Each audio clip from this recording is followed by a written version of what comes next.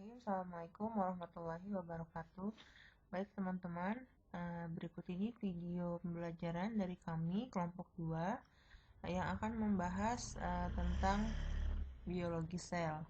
Kelompok 2 ini terdiri dari 4 anggota. Yang pertama Ima Hanifah, kemudian Nadia Rahmania, Nines Malsikayaya, dan Tria Herning Tias. Ya, rumusan masalah dari tugas biologi yang kami susun. Yang pertama adalah apa pengertian sel dan konsep teori sel. Yang kedua adalah apa saja bagian-bagian sel dan fungsinya. Yang ketiga, apa perbedaan sel prokariotik dan sel eukariotik. Yang keempat, apa perbedaan sel somatis dan sel geminal. Dan yang terakhir, apa perbedaan sel tumbuhan dan sel hewan.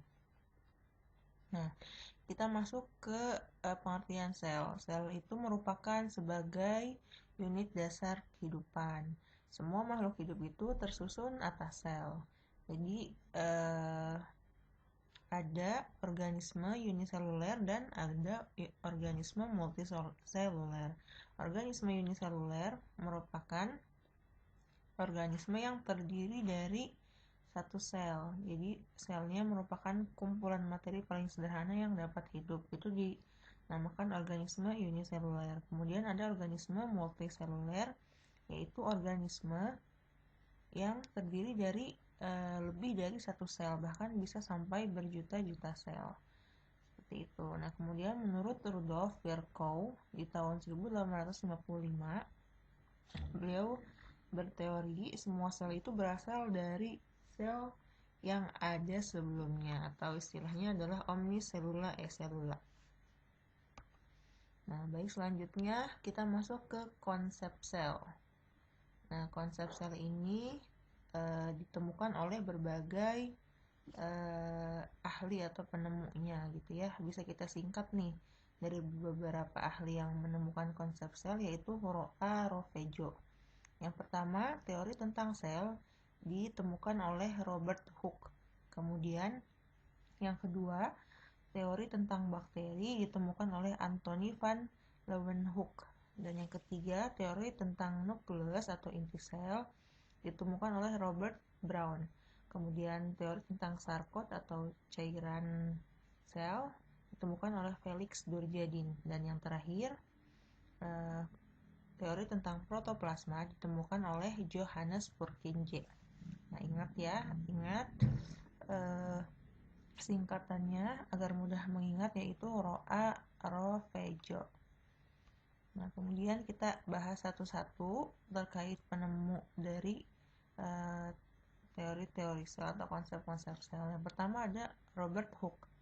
Di tahun 65, beliau adalah seorang ahli kimia, ahli matematika, ahli arsitek, dan filsuf. Nah, pertama kali beliau menemukan sel itu karena mengamati sayatan gabus dari batang Garcus suber. Nah, kemudian ketika melakukan pengamatan, Hooke ini menemukan ruang-ruang kosong dalam sayatan gabus tersebut. Hingga akhirnya beliau menyimpulkan sel pun di dalam tubuh suatu organisme merupakan bentuknya seperti itu. Kemudian yang kedua, teori tentang bakteri ini ditemukan oleh Anthony van Leeuwenhoek di tahun 1674. Beliau merupakan ilmuwan Belanda, ahli mikrobiologi pertama. Bakteri ini ditemukan ketika Anthony ini mengamati air rendaman jerami. Kemudian Anthony ini menemukan makhluk kecil yang bergerak yang beliau beri nama bakteri. Nah, ini ada gambar mikroskop yang di tahun 1600-an yang dipakai oleh Anthony untuk mengamati air rendaman jerami tersebut. Kemudian yang ketiga ada Robert Brown di tahun 1831. Seorang botanis dari Skotlandia ini menemukan inti sel atau nukleus. Beliau mengamati sel-sel pada tumbuhan anggrek dan kemudian menyimpulkan bahwa suatu sel itu memiliki inti sel. Nah, selanjutnya ada Felix Durjadin di tahun 1835. Beliau adalah seorang ahli biologi dari Prancis yang menemukan cairan sel atau sarkot. Dan yang terakhir adalah Johannes Purkinje di tahun 1839. Ahli anatomi ini, ahli faal atau fisiologi ini berkebangsaan Ceko. Johannes ini menemukan cairan dasar sel yang disebut protoplasma. Nah, setelah dari konsep teori kita pindah ke teori sel. Ada singkatannya juga agar lebih mudah kita mengingat atau menghafalnya ya. Di sini ada SHPF, yaitu teori sel itu terdiri dari struktural, hereditas, pertumbuhan, dan fungsional. Yang pertama, teori sel struktural. Jadi sel merupakan unit struktural dari tubuh makhluk hidup.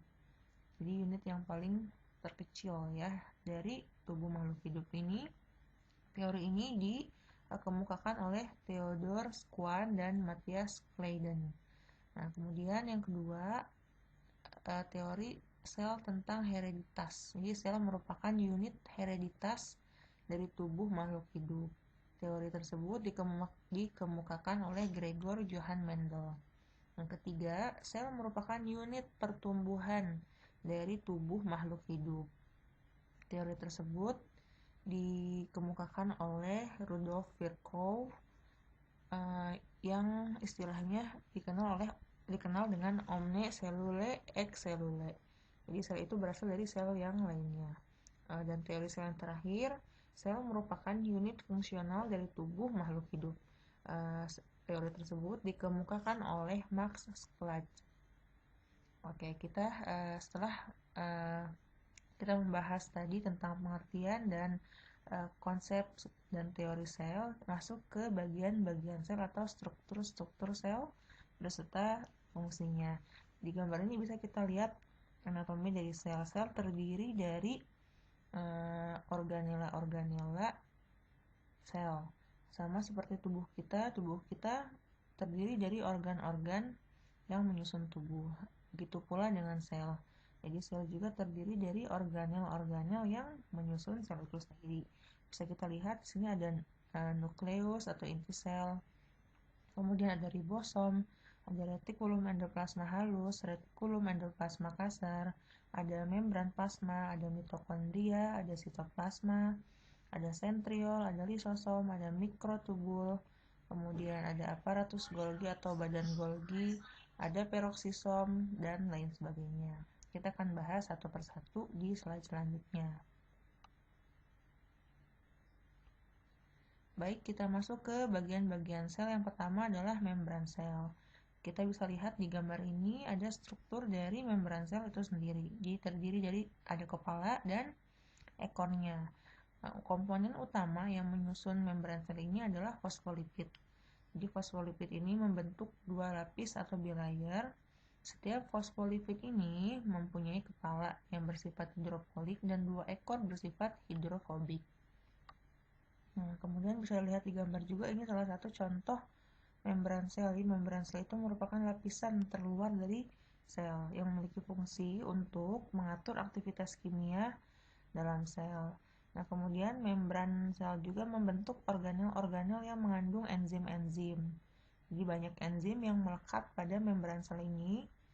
Nah, tadi seperti yang telah disebutkan di awal, salah satu fungsi membran sel atau membran plasma ini adalah mengatur aliran substansi ke dalam dan keluar sel. Jadi membran sel ini merupakan pengatur aktivitas yang melindungi sel, kemudian yang mengatur aktivitas di dalam sel. Seperti itu ya, bisa dilihat di gambar. Ini merupakan membran plasma sel darah merah. Seperti itu. Nah, selanjutnya ini ada penjelasan membran sel dalam air. Membran sel dalam air merupakan fosfolipid yang membentuk dua lapisan yang stabil. Bagian kepala di luar, bagian dua ekornya ada di dalam. Nah, ini bisa kita lihat struktur dari membran sel. Tadi kan membran sel itu terdiri dari fosfolipid ya. Nah, dijumpai pada lapisan fosfolipid ini ditemukan ada protein dan kolesterol yang bersifat fleksibel. Protein yang berada di lapisan fosfolipid dalam membran sel ini seringkali berhubungan dengan serabut dalam matriks ekstraseluler. Nah, selain ada protein dan kolesterol, ada juga karbohidrat yang berfungsi dalam identifikasi sel, menempel pada protein atau glikoprotein atau lipid atau glikolipid. Nah, bisa kita lihat di dalam gambar ini ya, struktur dari membran sel. Baik, selanjutnya kita masuk ke organela yang kedua, yaitu inti sel atau nukleus. Jadi, si inti sel ini merupakan organel yang terbesar di dalam sel. Kemudian inti sel ini juga merupakan pusat informasi genetik yang biasa kita kenal DNA atau DNA dan sintesis RNA. Kemudian membran inti sel juga terdiri dari membran inti, misalkan inti dari sitoplasma dan berhubungan dengan membran retikulum endoplasma. Nah, jadi si nukleolus atau inti sel ini merupakan tempat subunit ribosom diproduksi. Selain fungsinya menjadi pusat informasi genetik, inti sel ini juga menjadi tempat subunit ribosom diproduksi. Nah, ini merupakan gambar dari inti sel atau kita bisa melihat struktur inti sel dari gambar ini. Di inti sel ini mengandung dua membran selubung inti, kemudian ada kromatin, ada pori, dan ada nukleolisnya ya. Kemudian si inti sel ini juga menempel dengan retikulum endoplasma yang ditempel oleh banyak ribosom.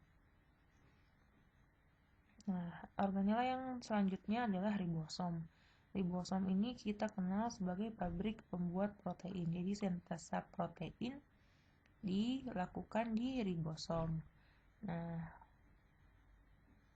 ribosom ini ada dua jenis, yaitu ribosom yang bebas tersuspensi dalam sitosol, kemudian ribosom yang terikat yang menempel pada retikulum endoplasma dan membran inti. Kita bisa lihat di gambarnya ya. Selanjutnya, sebelum masuk ke organela yang lain, kita bahas sedikit tentang sistem endomembran. Jadi sistem endomembran ini merupakan kumpulan dari organel-organel bermembran. Ini menghasilkan dan mendistribusikan produksi sel. Organela yang termasuk ke dalam sistem endomembran adalah yang pertama retikulum endoplasma, kemudian ada badan Golgi, ada lisosom, dan ada vesikula.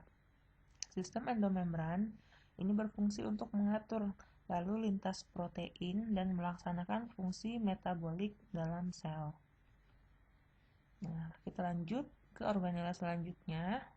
Yang pertama itu ini organela selanjutnya, maksud saya ada retikulum endoplasma halus. Jadi retikulum endoplasma ini atau RE ini terbagi ke dalam dua jenis, yang halus dan yang kasar. Nah, kita bahas dulu RE yang halus. RE halus ini letaknya lebih jauh dari inti. Bisa dilihat di gambar ya. Berbeda dengan RE kasar. Kemudian RE halus ini juga tidak ditempeli oleh ribosom. RE halus tidak ditempeli oleh ribosom seperti yang bisa kita lihat di gambar ini. Kemudian fungsi dari RE halus adalah sintesis lipid, metabolisme karbohidrat, dan detoksifikasi racun dan obat. Kita lanjut ke RE kasar. RE kasar lokasinya dekat dengan inti, berhubungan dengan membran inti langsung. Ya, bisa dilihat di gambar. Kemudian ditempeli oleh ribosom dan fungsinya adalah tempat sintesis protein. Lebih jelasnya bisa dilihat di gambarnya ya. Oke, lanjut ke badan Golgi atau aparatus Golgi. Jadi badan Golgi ini menerima dan memodifikasi protein dari RE kasar. Itu salah satu fungsinya. Kemudian mengirimkan vesikula transport ke membran sel atau organel lain. Baik, lanjut ke organel selanjutnya adalah lisosom.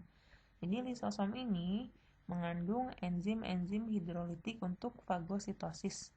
Fagositosis ini adalah mencerna makanan atau memusnahkan sel bakteri, dan autofagi atau mendaur ulang organel sel. Nah, kemudian di sini ada salah satu penyakit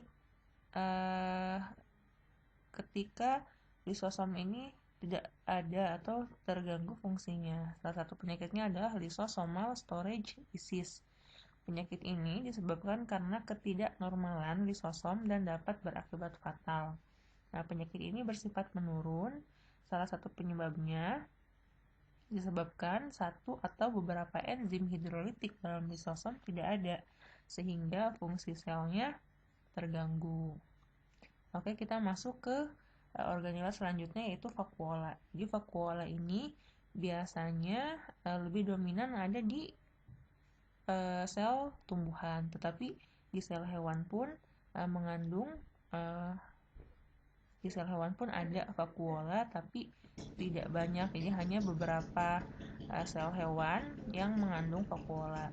Nah, dalam sel hewan, vakuola ini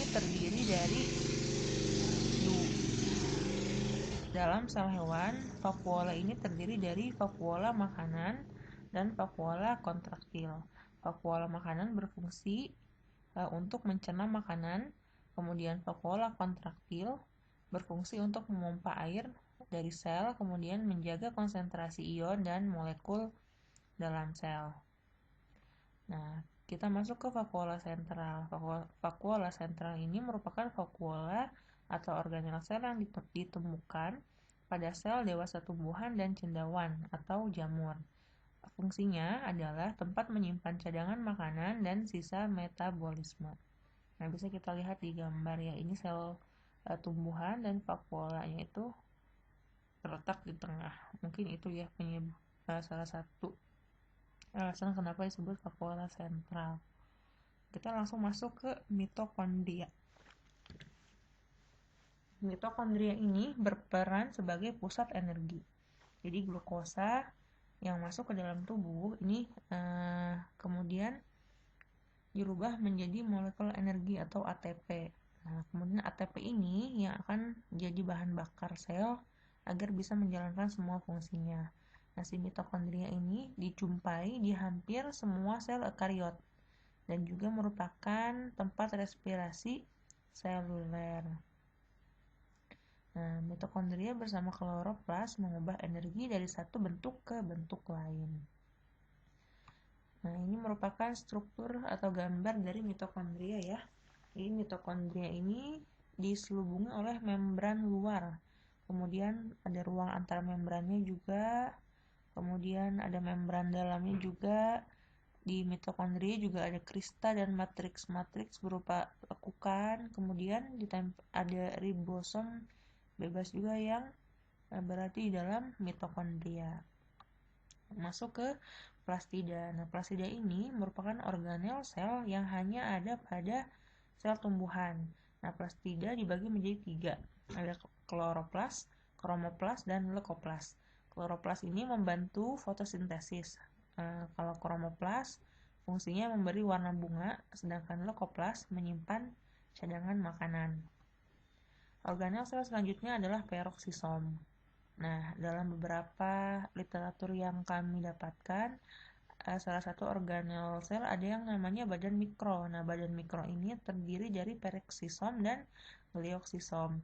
Salah satu fungsi peroksisom adalah untuk menghasilkan enzim katalase yang mengubah H2O2 menjadi H2O dan O2.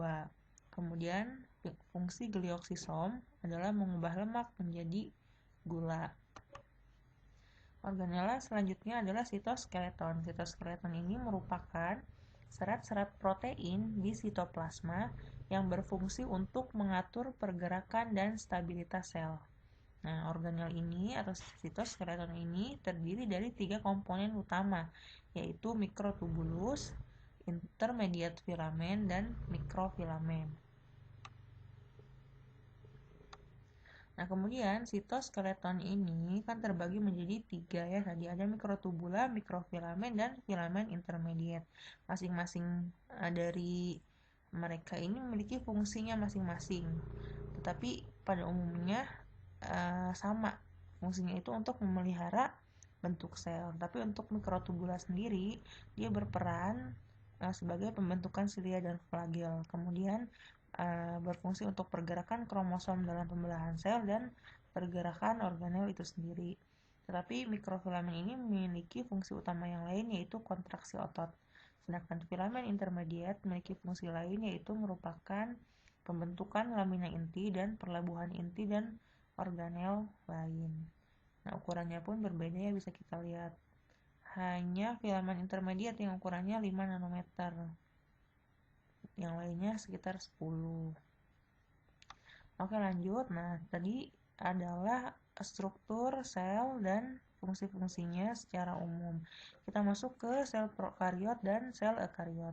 Jadi, sebelum masuk ke sel prokariot dan sel ekariot, sel itu terdiri dari berbagai macam jenis gitu ya.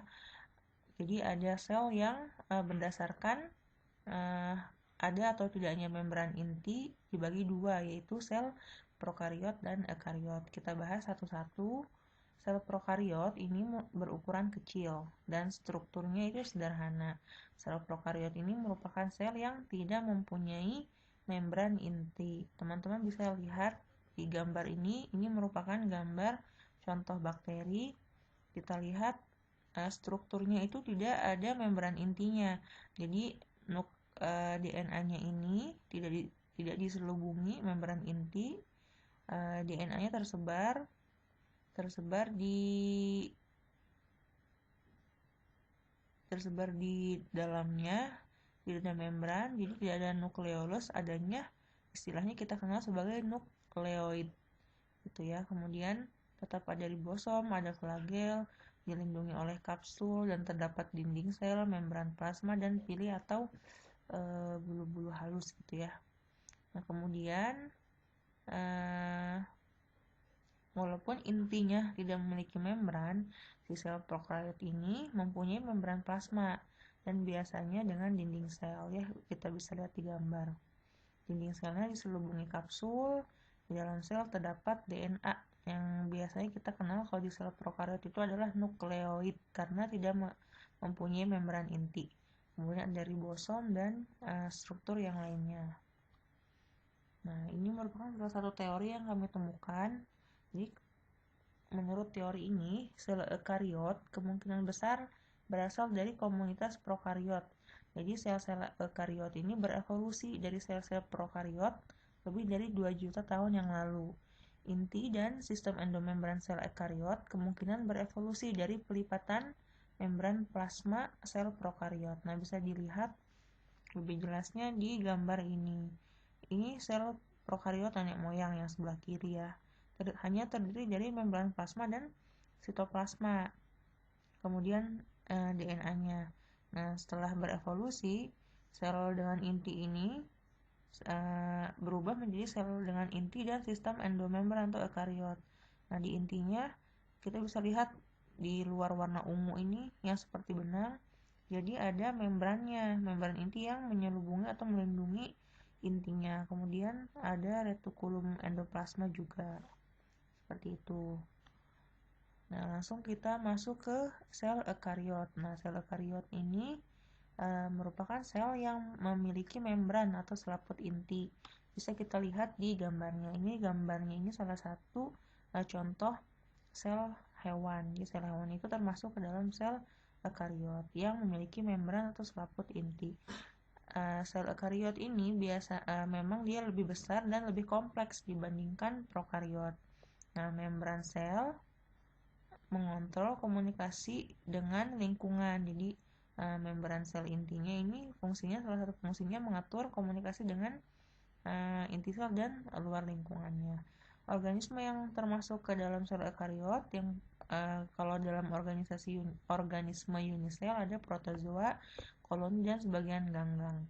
Jadi kalau multiselulernya ada cendawan atau fungi atau jamur, kemudian ada tumbuhan dan hewan yang termasuk ke dalam sel eukariot.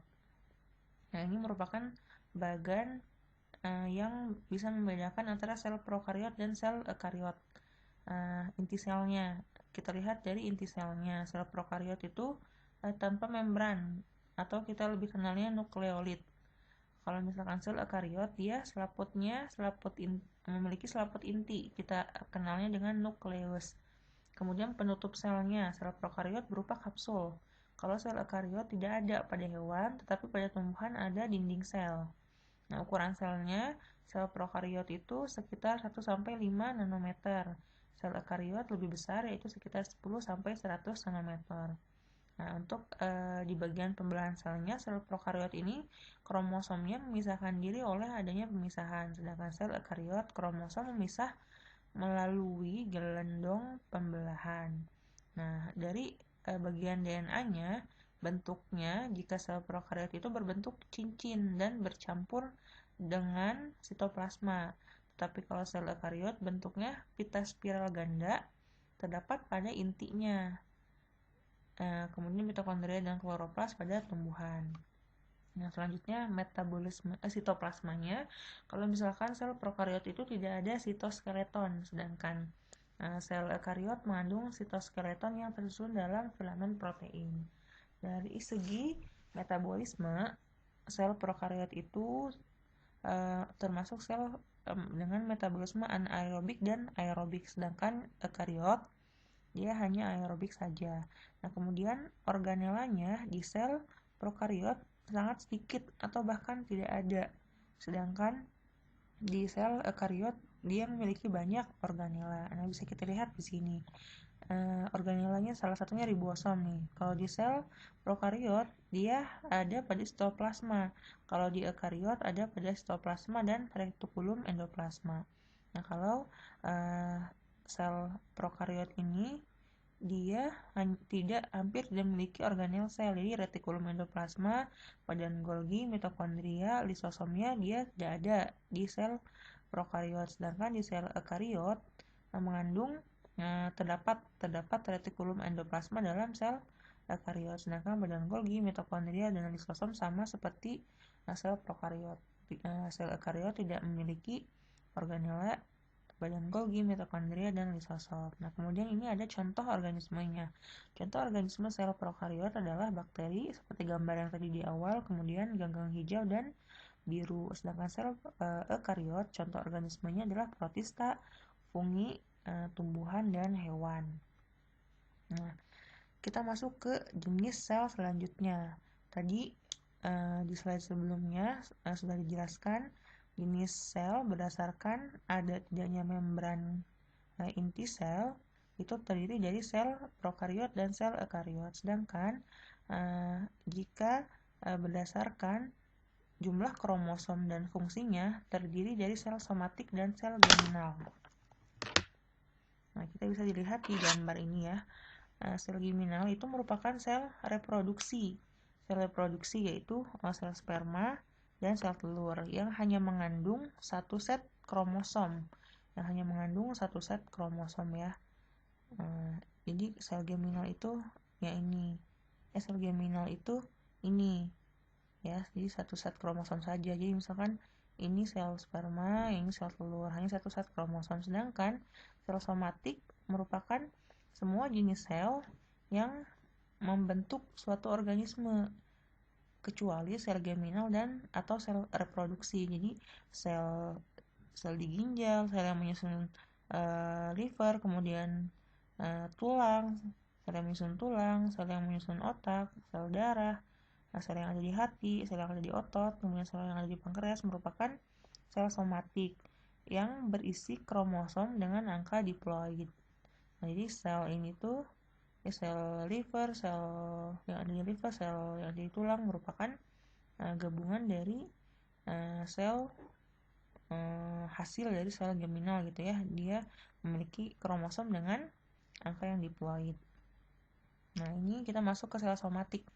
Sel somatik ini melakukan dua fungsi utama. Yang pertama adalah mengganti sel yang sekarat atau rusak, terutama pada epidermis, di mana membutuhkan lapisan yang kontinu, yang baik gitu ya, untuk melindungi tubuh. Kemudian yang kedua, memperbaiki bagian yang rusak, terutama ketika tubuh menghadapi serangan, cedera, dan penyakit. Nah, jenis dan contoh selnya ada neuron, sel darah merah atau eritrosit, sel darah putih, leukosit, hepatosit, melanosit, miosit, dan yang lainnya. Kemudian, nah ini sel geminal nih. Sel geminal kan pasti terdiri dari dua ya, sel pria dan atau kita sebut sperma, kemudian sel wanitanya. Nah, di sini ada deskripsi sel Gram lainnya. Nah, kalau pada pria ini kita kenal dengan istilah spermatogonium, sedangkan pada wanita oogonium. Nah, kemudian di deskripsinya ini sel diploid terbuat dari pembelahan sel dari sel geminal telah menggantangkan DNA. Istilahnya pada pria spermatosit primer, pada wanita oosit primer. Nah, ini bisa kita lihat ya di sini deskripsi dari sel geminal. Nah, kemudian langsung kita masuk setelah tadi sel kita belajar tentang sel jenis-jenis sel, kita masuk ke sel hewan dan sel tumbuhan. Ini merupakan gambar dari struktur sel hewan. Jadi sel hewan ini terdiri dari banyak organel-organel. Bisa kita lihat terdapat inti sel, ribosom, badan Golgi, membran plasma, mitokondria, sitoskeleton, yang terdiri tubulus mikro, filamen intermediat, dan filamen mikro. Kemudian ada peroksisom, ada flagel, ada lisosom, ada sentriol. Nah, ketiga organel ini tidak dijumpai di kebanyakan sel tumbuhan. Kemudian ada RE kasar. Nah, ini ada RE halus. Nah, kita bisa lihat sel hewan ini merupakan sel kariot ya. Dia lebih kompleks dan lebih banyak organelnya. Seperti itu. Nanti kita bahas satu-satu. Nah, yang harus digarisbawahi mungkin ini beberapa organel yang ada dalam sel hewan tetapi tidak dijumpai di kebanyakan sel tumbuhan. Oke, ini langsung masuk ke sel tumbuhan. Sel tumbuhan juga sama seperti sel hewan, memiliki banyak organel. Ada inti, RE kasar, ribosom, RE halus, kemudian sitoskeleton yang terdiri dari tubulus mikro, mikrofilamen, dan filamen intermediat. Kemudian ada badan Golgi. Nah, kalau di sel tumbuhan ini terdapat vakuola sentral ya, vakuola sentral. Kemudian ada kloroplas, dinding sel, plasmodesmata, ada mitokondria, peroksisom, dan membran plasma. Nah, ini merupakan organel sel yang tidak ada di sel hewan nih, keempat ini. Jadi lebih dominan kebanyakan organel ini terdapat di sel tumbuhan, tidak ada di hewan. Yang pertama vakuola sentral, kemudian kloroplas, dinding sel, dan plasmodesmata. Nah, keempat ini ya yang harus kita garis bawahi. Mungkin ini keempat organel ini merupakan organel yang hanya ada di sel tumbuhan, tidak ada di sel hewan. Tetapi untuk vakuola ada beberapa hewan yang memiliki vakuola tapi bukan vakuola sentral, tapi yang kita kenal dengan vakuola makanan dan kontraktil. Nah, kita langsung masuk ke tabelnya ya, tabel perbedaan sel hewan dan sel tumbuhan. Dari bentuk selnya, sel hewan bentuknya macam-macam dan dapat berubah bentuk, sedangkan sel tumbuhan bentuk selnya kaku dan jarang berubah. Nah, ukuran selnya, sel hewan lebih kecil dibandingkan sel tumbuhan yang lebih besar. Kemudian dinding selnya, sel hewan tidak ada, sedangkan sel tumbuhan ada. Dari matriks ekstraselulernya, keduanya punya ya, ini mungkin bukan perbedaannya, ini persamaannya, mohon maaf. Kemudian yang lisosom ini umumnya ditemukan di banyak sel hewan, tapi jarang ditemukan di sel tumbuhan. Kemudian ini juga persamaan ya, bukan perbedaan. Peroksisom ada di kedua sel hewan dan tumbuhan. Kemudian glioksisom, dia jarang ada di sel hewan, tetapi ada di sel tumbuhan. Kemudian dari segi elastisitas jaringan, sel hewan ini lebih tinggi karena tidak ada dinding sel, dia lebih elastis. Tetapi di sel tumbuhan dia lebih rendah elastisitas jaringannya karena adanya dinding sel. Kemudian dari letak inti selnya, Sel hewan berada di tengah sel, sedangkan sel tumbuhan berada di periferal sitoplasma. Periferal sitoplasma itu ya. Nah, kemudian dari segi sentrosom atau sentriol, sel hewan ada, tetapi sel tumbuhan tidak ada atau hampir jarang ditemukan. Selanjutnya, organel respirasinya, kalau sel hewan di mitokondria, sedangkan sel tumbuhan di kloroplas atau plastida dan di mitokondria. Nah, kemudian dari vakuola selnya nih. Dari vakuola selnya yang tadi kita bahas ya, sel hewan itu kecil. Vakuolanya bentuknya kecil dan banyak. Sedangkan di tumbuhan dia tunggal, akan tapi sangat besar. Makanya dinamakan vakuola sentral ya kalau di sel tumbuhan. Kalau di sel hewan, vakuola kontraktil dan vakuola makanan. Nah, kemudian dari bentuk silianya, sering ditemukan silia dalam sel hewan, tetapi di sel tumbuhan sangat jarang ditemukan silianya. Kemudian flagelanya sering ditemukan di sel hewan, tetapi jarang ditemukan di sel tumbuhan. Kemudian pembentukan spindelnya, kalau sel hewan secara ampiastral, sedangkan sel tumbuhan secara anastral. Yang selanjutnya adalah sitokinesis sel. Kalau misalkan sel hewan itu membentuk furrowing, sedangkan sel tumbuhan membentuk lempeng mitosis. Nah, selanjutnya ketahanan tekanannya, kalau sel hewan lemah tanpa vakuola kontraktil. Sedangkan sel tumbuhan dia ketahanan tekanannya kuat karena dia ada dinding selnya. Kemudian tingkat totipotensinya. Kalau sel hewan itu lebih rendah, sedangkan sel tumbuhan sangat tinggi. Kemudian sambungan antar selnya, sel hewan ini istilahnya disebutnya kan desmosom tight junction, sedangkan sel tumbuhan sambungan antar selnya adalah plasmodesmata. Nah, ini ada penjelasan sedikit tentang dinding sel tumbuhan. Dia termasuk salah satu organela dalam sel juga, tetapi hanya ada di sel tumbuhan dan ada juga di bakteri ya. Jadi tapi lebih khasnya di sel tumbuhan. Bersifat kaku, tersusun sebagian besar oleh selulosa. Ini strukturnya. Kemudian pembeda sel tumbuhan dari sel hewan. Betul, jadi hanya ada di tumbuhan saja di sel ini. Di sel hewan tidak ada. Kemudian fungsinya adalah melindungi dan memelihara bentuk sel, kemudian mencegah penyerapan air berlebih. Nah, dinding sel ini berdinding tebal sebagai penyokong berdirinya tumbuhan. Di dalam dinding sel itu terdapat plasmodesmata sebagai penghubung antar sel.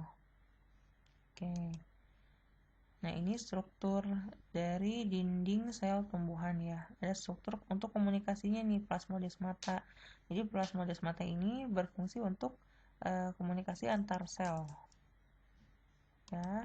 Ya, sekian dan terima kasih. Mungkin itu saja yang bisa kelompok 2 sampaikan. Wassalamualaikum warahmatullahi wabarakatuh.